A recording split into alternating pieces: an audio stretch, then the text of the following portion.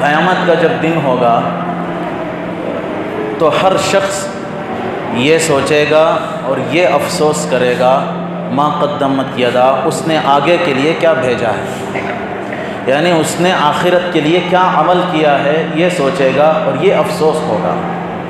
وَيَقُولُ الْكَافِرُ يَا لَيْتَنِي كُنْتُ تُرَابًا، اور کافر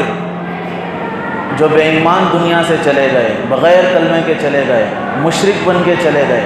وہ یہ سوچیں گے اور یہ افسوس کریں گے کاش میں دنیا میں مٹی ہو جاتا، میں اس کافرانہ زندگی سے بہتر تھا کہ میں مٹی ہو کے اپنی زندگی گزار لیں۔ اللہ تعالیٰ دوسری جگہ ارشاد فرمائے ہیں وَلَا تَزِرُ وَازِرَةٌ وِزْرَ أُخْرَىٰ، آخرت کے دن کوئی کسی کا بوجھ نہیں اٹھائے گا، ایک کا بوجھ دوسرے کا نہیں اٹھا سکتا۔ یہاں آپ کسی دوست سے کہیں میرا فلاں صاحب سے 100 روپے قرضہ ہے آپ ادا کر دیں، ہاں وہ بااخلاق ہے تو وہ 100 روپے ادا کر دیں، 10 روپے ادا کر دیں، یہاں دنیا میں چھوٹا موٹا بوجھ اٹھا دے گا، لیکن ایک تنکے کا بوجھ بھی آخرت میں کوئی نہیں اٹھائے گا، کیونکہ وہاں عمل کر کے نیکی نہیں کما سکتے۔ حضرت علامہ اقبال رحمۃ اللہ علیہ نے فرمایا، اللہ ان کی مغفرت فرمائے، تیرے آزاد بندوں کی نہ یہ دنیا نہ وہ دنیا، تیرے آزاد بندوں کی نہ یہ دنیا نہ وہ دنیا، یہاں مرنے کی پابندی وہاں جینے کی پابندی۔ کیا فرمایا؟ یہاں مرنے کی پابندی وہاں جینے کی پابندی۔ یوم یفر المرء من اخیہ وامہ وابیہ وصاحبتہ وبنیہ، قیامت کے دن ایسا منظر ہوگا، بھائی اپنے بھائی سے بھاگے گا، ہاں بیٹا اپنے ماں سے بھاگے گا، اپنے باپ سے بھاگے گا، بہن اپنے بھائی سے بھاگے گی، بھائی اپنے بہن سے بھاگے گا، تو یہ منظر ہوگا آخرت کے میدان میں۔ تو میں آپ کو ایک مثال سے سمجھاتا ہوں،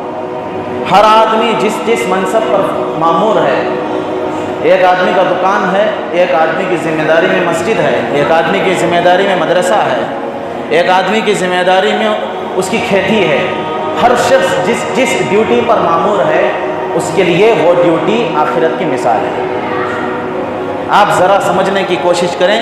ایک کھیتی کرنے والا اپنی کھیتی میں جس انداز سے بیج بوئے گا اسے نتیجے میں اسی انداز سے غلہ نکلے گا۔ ایک دکاندار اپنے دکان میں جس حیثیت سے، جس محنت و کوشش سے دکان میں بیاپار کرے گا اسی انداز سے اسے نفع ملے گا، ہے نا۔ ایک مدرسے کا معلم اور مدرس جس انداز سے بچوں کو پڑھائے گا اسے اتنا ہی ثواب ملے گا، اسے اتنا ہی اچھا نتیجہ ملے گا۔ تو یہ دنیا ایک آخرت کی کھیتی ہے، کچھ بھی نہیں ہے، ایک آخرت کی کھیتی ہے۔ یہاں آپ جتنے اچھے انداز سے بیج بو گے اتنے اچھے انداز سے آپ کو آخرت میں پھل ملے گا۔ حضرت یوسف علیہ السلام کا 7 سال فراوانی نعمت کا واقعہ اور 7 سال قحط سالی کا واقعہ یہ آخرت کی مثال ہے۔ حضرت یوسف علیہ السلام کے زمانے میں 14 سال جو حضرت یوسف علیہ السلام کے خواب کے 14 سال جو تعبیر ہوئی وہ یوں ہی نہیں ہوئی، وہ فضول میں نہیں ہوئی، مفت میں نہیں ہوئی۔ کیا اللہ کی مرضی تھی کہ 7 سال قحط سالی اس زمانے والوں کو دو اور 7 سال فراوانی نعمت دے؟ یا اللہ کی یہ مرضی تھی کہ حضرت یوسف علیہ السلام کی قوم کو بھوکا رکھے، پھانسا رکھے؟ یہ مرضی نہیں تھی اللہ کی، بلکہ منشا اور حکمت یہ تھی کہ اللہ تعالیٰ 7 سالوں میں دنیا سمجھائے اور 7 سال میں آخرت سمجھائے۔ اور اللہ نے 7 سال تک ایسی فراوانی عطا فرمائی کہ بارش برستا رہا، کھیتی میں گندم اگاتے رہے، اور پتھر پر بھی بیج بوتے تو گندم اگ جاتی تھی۔ اللہ نے ایسی فراوانی عطا، حضرت یوسف علیہ السلام نے پوری قوم کو آگاہ کیا ان 7 سالوں میں جو بیج بوئے گا اور حکومت کی تحویل میں گندم کے دانے دے گا، آگے آنے والے 7 سال کی جو قحط سالی ہے اس میں حکومت گندم دینے کی معاون ہوگی اور ذمہ دار ہوگی۔ تو یہ مثال ہماری بھی ہے، یہ پوری زندگی میں جتنا بیج ہم یہاں پر بوئیں گے، جتنی کھیتی یہاں پر تیار کریں گے، اس کا غلہ، اس کا اناج ہمیں آخرت میں ملے گا۔ ہاں، بیج بھی صحیح ہو، حلال ہو، محنت کا ہو، یقین کا ہو، ایمانداری کا ہو، رشوت خوری کا نہ ہو، حرام کمائی کا بیج نہ ہو، کسی کا مال ظلم سے ہڑپ کر لینے والا نہ ہو،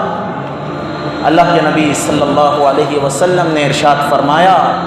دنیا اس شخص کا گھر ہے جس کا آخرت میں کوئی گھر نہیں، اور دنیا اس شخص کا مال ہے جس کا آخرت میں کوئی مال نہیں۔ یعنی دنیا اس شخص کا گھر ہے کا مطلب صرف دنیا کے لیے جینے والا، اس کے لیے تو صرف دنیا ہے، آخرت میں کچھ بھی نہیں۔